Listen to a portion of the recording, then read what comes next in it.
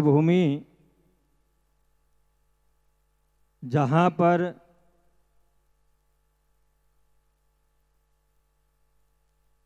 सप्तदिवसीय श्रीमद् भागवत कथा और सप्तदिवसीय तारतम्य सागर का 108 पारायण का भव्य आयोजन है। आज इस आयोजन का 5वां दिवस हम सभी श्री कृष्ण प्रणामी धर्मानुरागी धर्म पारायण सुंदर साथ जी तथा भक्तों को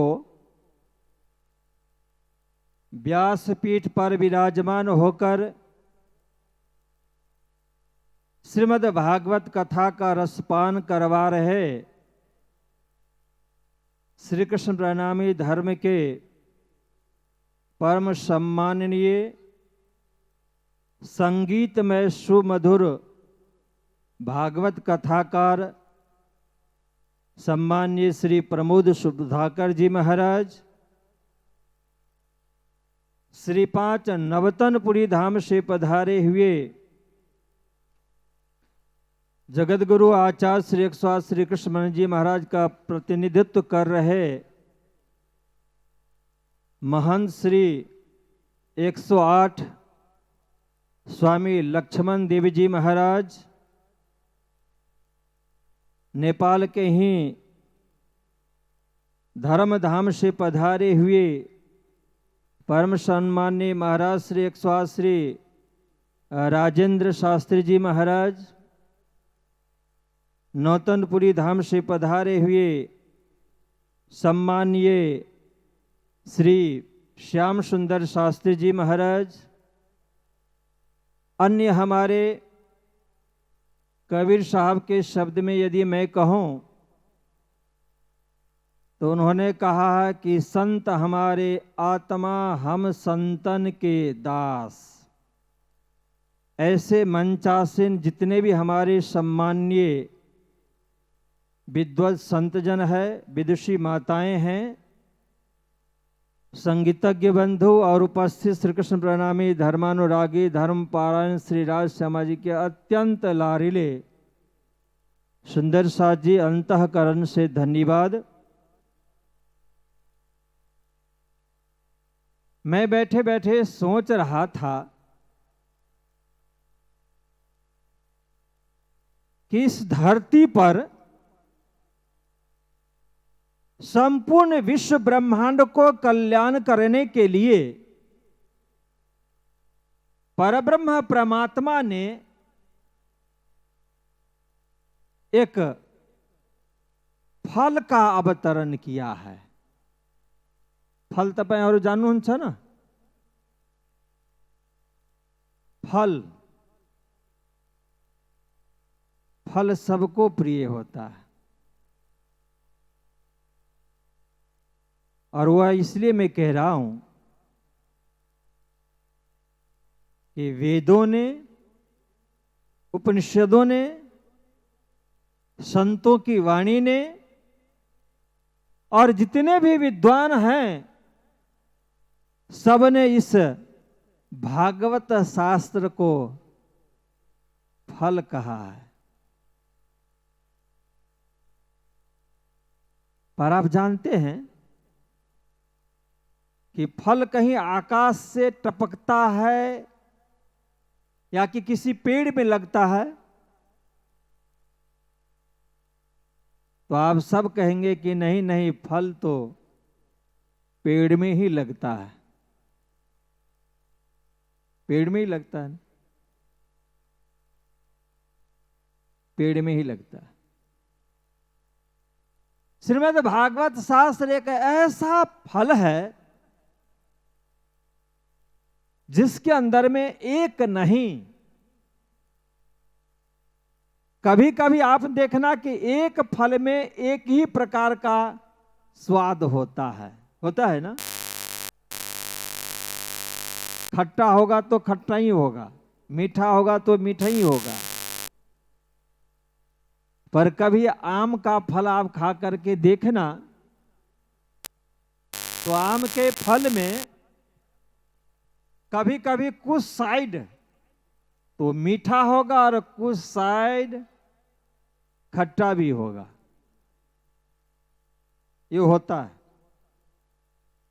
अनंत रस है। श्रीमद् भागवत शास्त्र के अंदर में एक ही प्रकार का रस नहीं है, अनंत प्रकार का रस है। जिस रस को पान करके कुछ लोग तो स्वर्ग में चले जाते हैं, जैसे सदगुरु धनेश्वर देव चंद जी महाराज ने कहा इस भागवत शास्त्र के लिए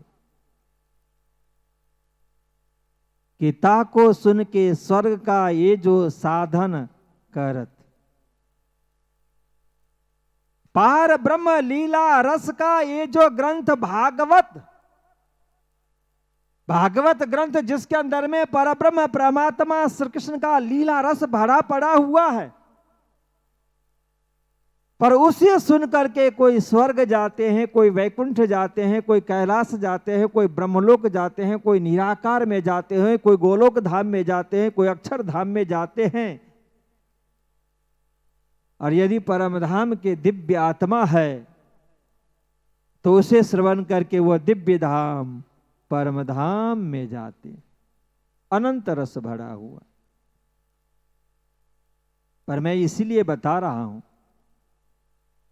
कि मैंने व्यासपीठ पर बैठे हुए परम सम्माननीय सुधाकर जी महाराज से मैंने कहा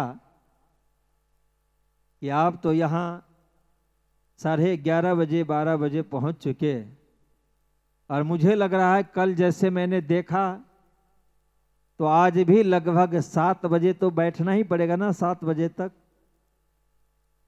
इन्होंने सिर झुला के कहा कि हाँ ये सब भी बैठेंगे, ये सब भी बैठेंगे। तो मुझे याद आ गई कि जब राजा परीक्षित को सांप लगा था तो उसे भूख और प्यास मिट गई थी। एक आसन में बैठ गए, और राजा परीक्षित अकेले ही नहीं बैठा, कहा जाता है कि उनके साथ में 88,000 ऋषि लोग बैठे हुए थे। मैं मन में सोच रहा था कि आखिर यह पार्थिव शरीर है, इस शरीर को अन्न भी चाहिए, जल भी चाहिए, हवा भी चाहिए, सूर्य का प्रकाश भी चाहिए। पर उस समय में श्री सुखदेव जी महाराज, जो श्री सुखदेव जी महाराज एक व्यक्ति नहीं थे, एक संत नहीं थे, एक ऋषि नहीं थे, बल्कि वह स्वयं भागवत के स्वरूप हो गए थे। जिस तरह से श्रीमद् भागवत शास्त्र के अंदर में रस ही रस है, अमृत ही अमृत है, आनंद ही आनंद भरा पड़ा है ना, ऐसे श्री सुखदेव जी महाराज के स्वरूप के अंदर में रस ही रस था, आनंद ही आनंद था, प्रेम ही प्रेम था, अमृत से भरा पड़ा हुआ था श्री सुखदेव जी महाराज का स्वरूप। भूख उनको नहीं लगती थी, प्यास उनको नहीं लगती थी, पर अन्न तरसता था, पानी तरस जा रहा था। अन्न सोचता था कि सारे दुनिया के लोग हमें खाते हैं, मैं उनको कल्याण करता हूं। पानी कहता है कि सारे दुनिया के लोग हमें पीता है, उनको मैं कल्याण करता हूं, उनका स्वस्थ शरीर रहता है। पर कभी कभी यह अन्न और जल भी तरस जाता है कि कोई संत हमें अपने ओठ पे ले जाए, जुबान पे ले जाए। कभी यह पानी तरस जाता है। सुखदेव जैसे श्री सुखदेव जी महाराज जैसे परम भागवत स्वरूप, उनके लिए अन्न तरसता है कि कभी हमें श्री सुखदेव जी महाराज अपने जुबान पे ले ले। पानी तरस रहा है कि कभी एक घोंट भी हमें पी ले, जिससे अन्न और पानी का भी कल्याण हो जाए, वह तरस रहे हैं। सुखदेव जी महाराज बैठे हुए हैं, राजा परीक्षित बैठ गए, और फिर घंटे 2 घंटे तक नहीं, बल्कि 7 दिन तक बैठे रहे, उठे ही नहीं। कमर भी इधर से उधर टेढ़ा बेढ़ा नहीं हुआ, दृष्टि भी इधर से उधर नहीं गई। श्री सुखदेव जी महाराज की दृष्टि के साथ में राजा परीक्षित की दृष्टि घूमती रही। उनको भूख और प्यास नहीं लगी। पर जब सुखदेव जी महाराज ने कहा कि राजन, जो कल का दिन गया ना, जिस कल के दिन में सुधाकर जी महाराज ने भागवत कथा के माध्यम से परब्रह्म परमात्मा श्री कृष्ण को अवतरण किया, चौथे दिन भागवत में से कृष्ण प्रकट होते हैं। सुखदेव जी ने कहा था कुछ अन्न ग्रहण कर लो राजन, अपने प्यास को बुझाओ, कुछ पानी ग्रहण कर लो। उस समय राजा परीक्षित ने कहा था कि भगवान, पिबंतम त्वन्मुखाम भोज, कि हे श्री सुखदेव जी महाराज, आपका जो यह सुंदर मुखार बिंद है ना, उसमें से जो परब्रह्म परमात्मा श्री कृष्ण की जो लीला, जिस लीला के अंदर में रस ही रस है, प्रेम ही प्रेम है, मैं सिर्फ शब्द ही श्रवण नहीं करता हूं, पर उन शब्दों के अंदर में भरा पड़ा जो रस है, जिस रस के लिए महामती प्राणनाथ जी ने इस तारतम सागर वाणी के अंदर में कहा कि तारतम रस वाणी कर पिलाइए जाको। इस तारतम में क्या है? एक एक शब्द के अंदर में रस भरा पड़ा हुआ है। इसीलिए महामती प्राणनाथ जी महाराज ने निज नाम मंत्र में हम सभी सुंदर सा जी को सुंदर सा संदेश दिया है। क्या? ये सतबानी मथ के लेऊ जो मैं इनको सार, इसमें से रस निकलेगा, इसमें से सार निकलेगा, इसमें से पीने लायक आपको इतना सुंदर मीठा मीठा रस निकलेगा कि पूछो मत। इसको मंथन करो, चिंतन करो, कभी बैठ करके एकांत में इसको विचार करो। तो जैसे आप विचार करेंगे, चिंतन करेंगे, उस समय में तारतम का मंथन होगा, उसमें से रस की धारा प्रवाहित होगी। राजा परीक्षित ने कहा कि आपके मुखार बिंद से परब्रह्म परमात्मा श्री कृष्ण की जो लीला है, जिसके अंदर में रस भरा पड़ा हुआ है, अमृत भरा पड़ा हुआ है, और वो कौन सा अमृत? जो स्वर्ग के देवी देवता स्वर्ण कलश में भर के लाया था ना, वहां का ही अमृत नहीं था, उससे भी उच्च कोटि का स्थान, उच्च कोटि का स्थान, परम धाम का अमृत इस भागवत के अंदर में वह पी रहा था राजा परीक्षित। और जब अमृत पीने को मिलता है ना, तभी ही शरीर में किसी भी तरह की थाक आती नहीं है, भूख लगती नहीं है, प्यास लगती नहीं है, शरीर में किसी तरह की कोई परेशानी नहीं होती है। 7 घंटे तक। ठीक है कि व्यास गादी पे जो बैठे हुए हैं ना, तो इनका 1-2 नहीं है। अभी आपने सुना ना कि 250वां भागवत कथा है, और इनको तो बैठने का प्रैक्टिस हो गया है। 7 घंटे नहीं, 7 दिन तक यदि आप इनको लगातार बैठाओ तब भी ये उठने वाले नहीं है। पर आप जो बैठ रहे हैं ना, वो आपकी बात मैं कर रहा हूं कि 7 घंटे तक, 8 घंटे तक जो बैठने को आपको क्षमता मिल रही है ना, वो क्या?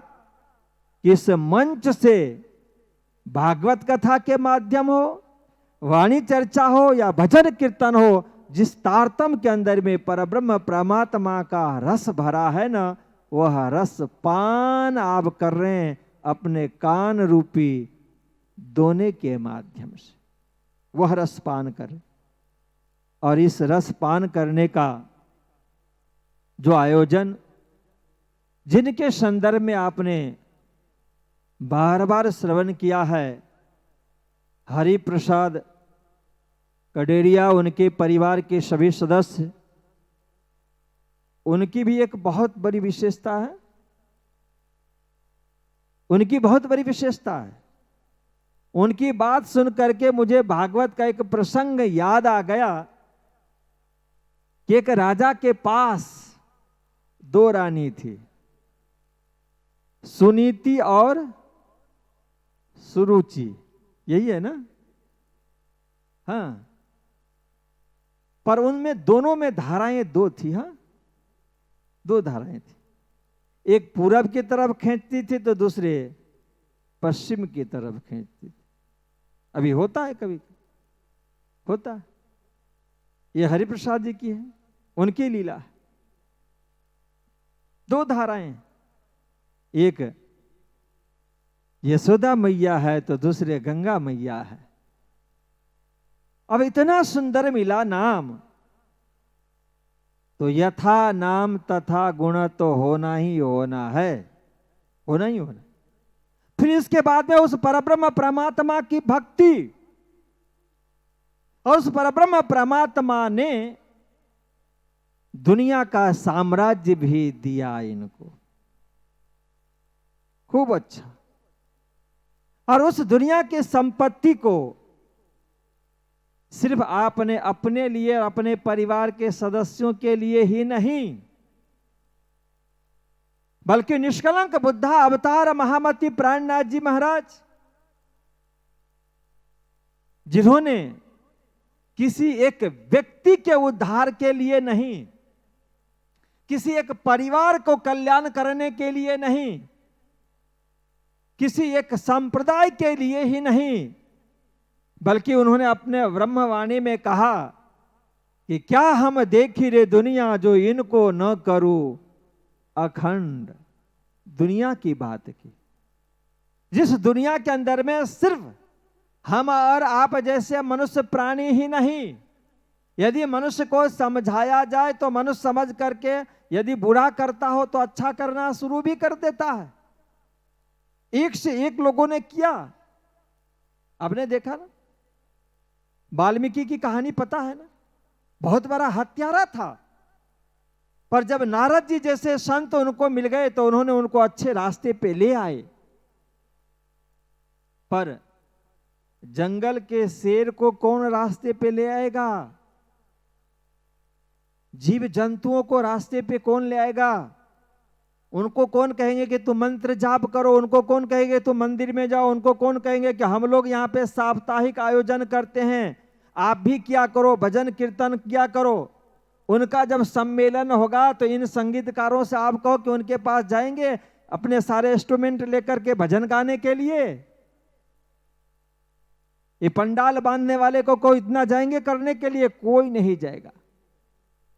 महामती प्राणनाथ जी महाराज ने देखा, सिर्फ मानव को ही नहीं देखा, ऐसे तो इस दुनिया के अंदर में बहुत सारे संत महात्मा हुए, ऋषि महर्षि हुए, जिन्होंने अपने आप को जागृत कर और दुनिया को देखा, अपने आप को भी देखा, पहचाना, दुनिया में अन्य प्राणियों को भी देखा, पशु को देखा, पक्षियों को भी देखा, और देख करके कबीर जैसे महान संत ने भी कहा कि सब घट मेरे साइया सुनी सेज न कोई, पर बलिहारी वह घट की जागट प्रकट हो।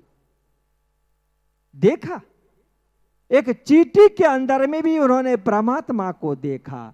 नामदेव ने एक जानवर, एक पशु के अंदर में, एक कुत्ते के अंदर में भी परमात्मा को देखा, और एक के अंदर में देखा मतलब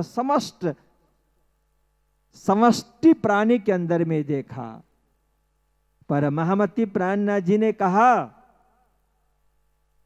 कि हो न हो, उन्होंने देवी देवताओं के अंदर में देखा हो या ना देखा हो, संत महात्मा ऋषि महर्षियों के अंदर में भी झांका हो या ना झांका हो, त्रिदेव ब्रह्मा विष्णु महेश के अंदर में भी देखा हो या ना देखा हो, निराकार परब्रह्म परमात्मा जिसे कहा जाता है उसके अंदर में उन्होंने झांका है या नहीं पता नहीं, पर महामती प्राणनाथ जी ने ये बात अवश्य कहा कि सो तेता ही बोलिया जो गया जहां लो चल।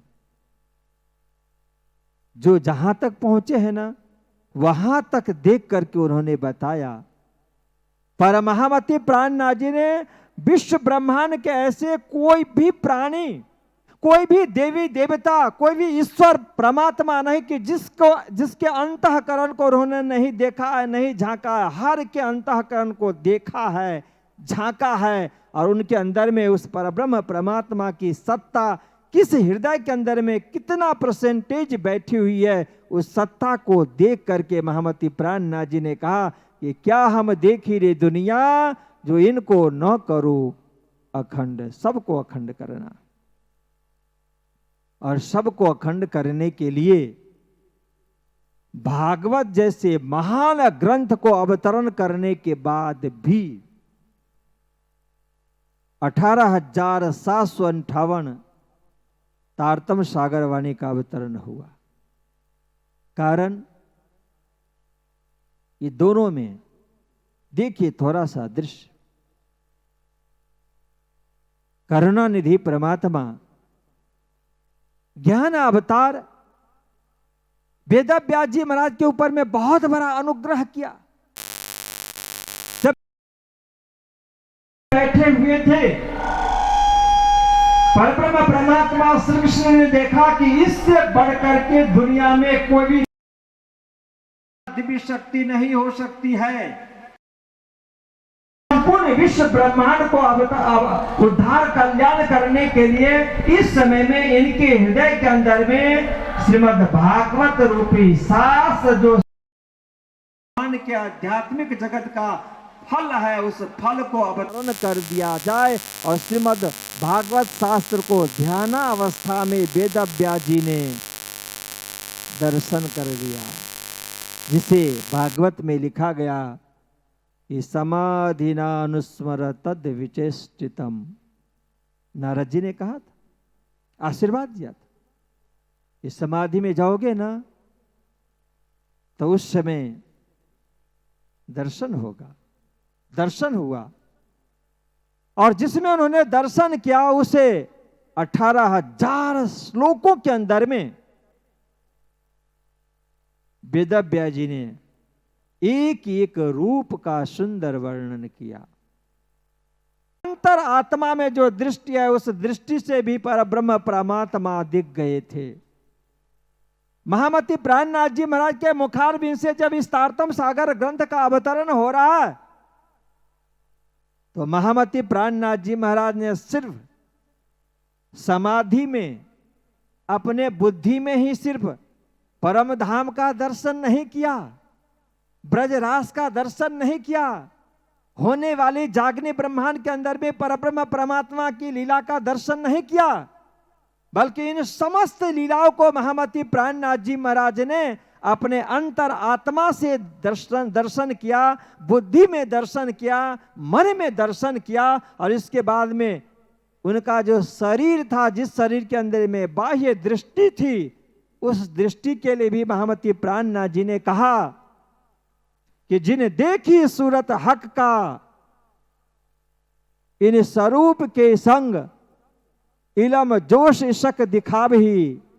उस समय के लिए उन्होंने कहा कि यह सिर्फ हमारी अंतर आत्मा ही नहीं, हमारी बुद्धि और हमारा मन ही नहीं, बल्कि शरीर की दृष्टि ने भी उस लीला का दर्शन किया है। ब्रजरास की लीला, परमधाम की लीला, जागने की समस्त लीलाओं का दर्शन दिन देखी सूरत हक का इन स्वरूप के अंग हुकुम जोश मेहर दिखा भी मोमिन जाने एह सनंद। आपने अपने सभी दृष्टियों के माध्यम से उन सभी लीलाओं का दर्शन करके और इसके बाद 18,758 इस तारतम सागर ब्रह्म ज्ञान का अवतरण किया। इस ब्रह्म ज्ञान की एक बहुत बड़ी खूबी है, विशेषता है। बहुत बड़ी विशेषता कि सिर्फ इनका संसर्ग आपको किसी के माध्यम से हो जाना चाहिए। इस तारतम्य सागर ग्रंथ को, इस ग्रंथ के अंदर में जो चौपाइयां हैं, इस ग्रंथ का जो मेन लक्ष्य है मंत्र, वह मंत्र आपको मिले तो अच्छी बात है, ग्रंथ आपको प्राप्त हो तो भी अच्छी बात है, ग्रंथ का पारायण पाठ कर पाए तो भी अच्छी बात है। पर ये यदि दुर्लभ है तब भी इस ग्रंथ के अंदर में जो एक चेतन शक्ति है ना, वो क्या करती है? फैलती है, खुशबू की तरह फैलती है। जैसे एक फूल होता है ना, गुलाब का फूल, उस गुलाब का फूल को आप कहीं भी लगा दें, उसमें से सुंदर फूल खिलता है, पर वह गुलाब वही का वही है, फूल भी वही है, पर उस फूल का जो सुगंध है बहुत दूर तक अपने सुगंध को बिखेर देता है, बहुत दूर तक। सूर्य एक ही जगह पे आकाश में है, पर उसकी जो किरणें हैं पूरे विश्व को अपने प्रकाश से जगमगा देता है। इसी तरह से यह जो तारतम्य है, इस तारतम्य से आप जुड़े या न जुड़े, यह तारतम्य आपसे जुड़ेगा, यह तारतम्य आपसे जुड़ेगा। सूर्य की किरण आप जुड़ने के लिए नहीं जाते हैं, बल्कि सूर्य की किरण आपके दरवाजे पर आ जाती है, आपके घर में प्रवेश कर जाती है, आपके शरीर में, और इतना तक कि आपके शरीर के भीतर भी सूर्य की किरणें प्रवेश कर जाती है। सूर्य के प्रकाश में आप खड़े हो जाए ना, इस समय जो मार्च अप्रैल मई की धूप होती है ना, आप धूप में खड़े रहेंगे, कुछ देर के बाद में शरीर से पसीने निकल जाते हैं। किसने निकाल दी पसीने? सूर्य की किरण ने, उसका ताप। इसी तरह से यह जो तारतम्य सागर है, इस तारतम्य सागर के लिए कहा गया कि ये वाणी गर्जत मांझ संसार। एक जगह नहीं, ए वाणी गर्जत मांझ संसार, और खोजी खोज मिटावे अंधार। ये अंधकार को मिटा रही है, ये वाणी खोज रही है। और आज यह वाणी वीरता मोर की, यह नेपाल की दिव्य धरती, उसके अंदर में जो हमारे सुंदर साजी है, कौन परिवार है? कड़रिया परिवार, हरिप्रसाद जी, जसोदा माता और गंगा की धारा। देखिए ना क्या बात है। मैंने प्रातः काल भी कहा था कि गंगा जो है ना, सिर्फ एक नदी की ही धारा नहीं है।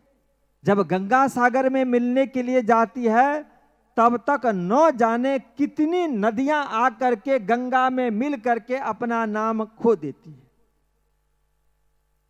उन नदियों को यह नहीं पता कि मेरा भी कोई अस्तित्व है। सभी नदियों को गंगा क्या करती है? अपने में मिला लेती है, और फिर बहते बहते वो धारा कहां चली जाती है? समुद्र के पास, समुद्र में जाकर के विलीन हो जाती। इसीलिए आप गंगा में मिले, और जब मिलेंगे ना तो धीरे से उस समुद्र के अंदर में, समुद्र रूपी जो परब्रह्म परमात्मा श्री कृष्ण, जिनके लिए शास्त्र ने भी कहा आकाशात पतितम तोयम यथा गच्छति सागरम सर्वदेवम नमस्कारम केशवम प्रति गच्छति। तो उस केशव रूपी समुद्र के अंदर में जब चले जाए ना, तो धीरे से क्या करेंगे? यशोदा माता आ जाएंगी। हाँ, क्या समन्वय है। इसलिए मैं कह रहा हूं कि ये तो प्रणामी धर्म के, जिस तरह से भागवत के अंदर में, चाहे वो जिस किसी रूप से भी सुरुचि और सुनीति प्रसिद्ध हो गई है ना, तो हमारे नेपाल के जो सुंदर साथ जी है, इतना सुंदर सा और भव्य आयोजन करके, मुझे लग रहा है कि अब यदि बीतक लिखा जाए ना, तो उस बीतक के अंदर में, उस इतिहास के अंदर में हरिप्रसाद जी, यशोदा जी और गंगा मैया का नाम अमर हो जाएगा, कड़रिया परिवार का नाम अमर हो जाएगा। क्यों? क्योंकि इतना बड़ा आयोजन कोई यदि धार्मिक संस्था, ट्रस्ट संचालित संस्था, जिसके अंदर में 50 लोग 500 लोग काम करते हो ना, वो यदि चाहें मेहनत करने के बाद में भी इतनी अधिक से अधिक संख्या और इतनी सारी व्यवस्थाएं संभव नहीं है, बहुत मुश्किल है। सदगुरु धनेश्वर देव चंद जी और महामती प्राणनाथ जी महाराज के परंपरा का बीतक दर्शन हम उठा करके देखे ना, और उस समय जो संख्या हुआ करती थी ना, उन संख्याओं को यदि आज के समय में तुलना किया जाए, जबकि महामती प्राणनाथ जी तो स्वयं परब्रह्म परमात्मा परब्रह्म स्वरूप हैं, पर वो उस समय भी थे और आज भी है। इसीलिए मैं कहा करता हूं कि आज ये आप मत सोचिए कि सदगुरु धनेश्वर देव चंद जी महाराज नहीं है और महामती प्राणनाथ जी महाराज नहीं हैं, आज भी हैं। और यदि सदगुरु श्रीदेव चंद जी महाराज हैं और महामती प्राणनाथ जी महाराज हैं, तो आप ये भी नोट करके रखिए कि आज भी हमारे संप्रदाय में गांग जी भाई है और हैं। आज भी हमारे संप्रदाय में शिवजी भाई हैं और हैं। आज भी हमारे संप्रदाय में राजा राम भाई अग्रवाल, झाजन भाई भंडारी और महाराजा छत्रसाल जी हैं, मतलब हैं। तभियो तो इतना विशाल आयोजन हो रहा है। और महामती प्राणनाथ जी महाराज का संदेश, ए वाणी गर्जत माज संसार, खोजी खोज मिटावे अंधार। आप